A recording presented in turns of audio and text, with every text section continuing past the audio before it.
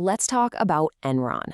It's a name that became an absolute legend in the business world, and then a symbol for one of the biggest corporate scandals in history.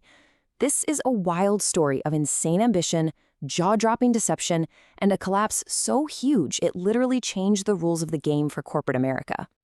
Okay, check this out. In August of 2000, this was the price for one single share of Enron stock. Over $90. The company was the seventh largest in the entire country, an absolute darling on Wall Street. Everyone was calling them a pioneer of the new economy. They looked completely unstoppable. And then this. Just a little over a year later, that same share was worth a measly 26 cents. From $90 to practically worthless. The company went bankrupt. Thousands of people lost their jobs, their pensions, their life savings. The whole thing fell apart with terrifying speed. So you have to ask, right? How on earth does a company that big, that celebrated, just disappear? Where did all the billions of dollars go?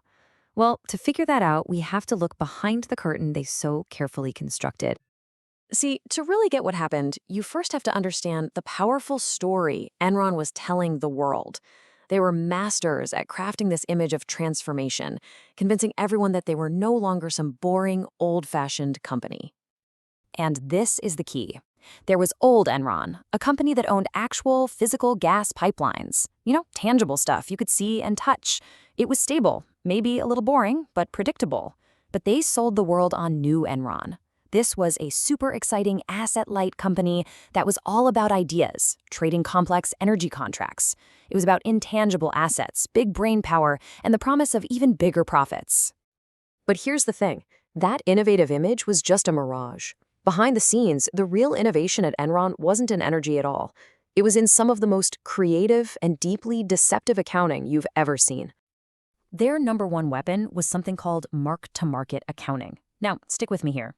This basically meant that if Enron signed, say, a 20-year energy deal, they could claim all 20 years of projected profits on day one.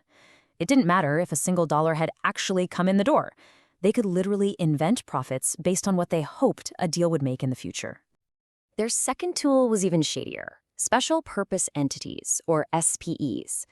The easiest way to think of these is as secret financial black boxes. Enron could take its mountains of debt and all of its bad, failing projects and just stuff them into these SPEs. And because these were technically separate companies, none of that red ink ever showed up on Enron's main financial reports. To the outside world, they looked fantastic.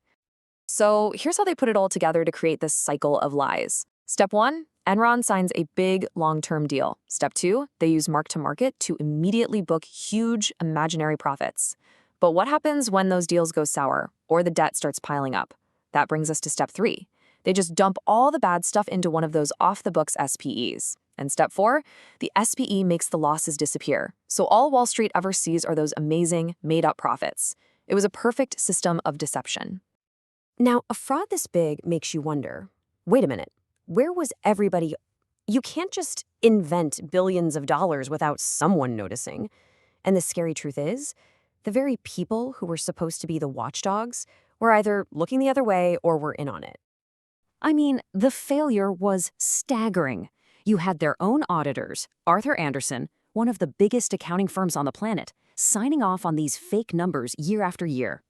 You had the credit rating agencies, whose entire job is to assess risk, keeping Enron rated as a safe, sound investment.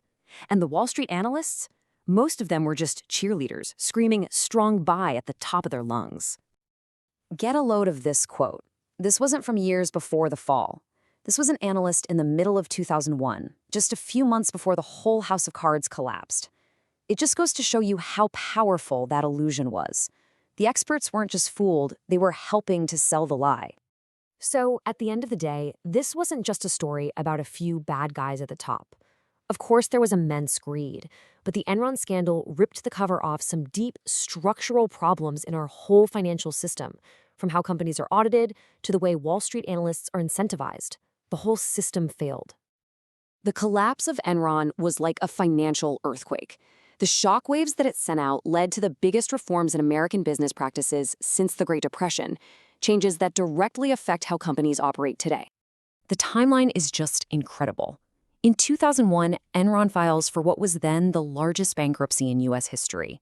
Less than a year later, that's how serious this was, Congress passes a sweeping new law called the Sarbanes-Oxley Act, and its impact continues to shape the conversation around corporate responsibility to this very day.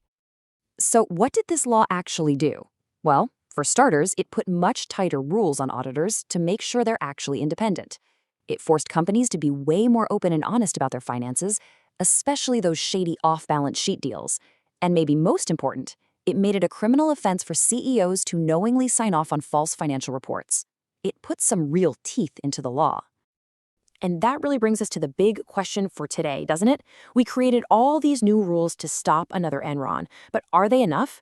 In a world with even more complex financial tools and new technology, could a company pull off a fraud on that scale again?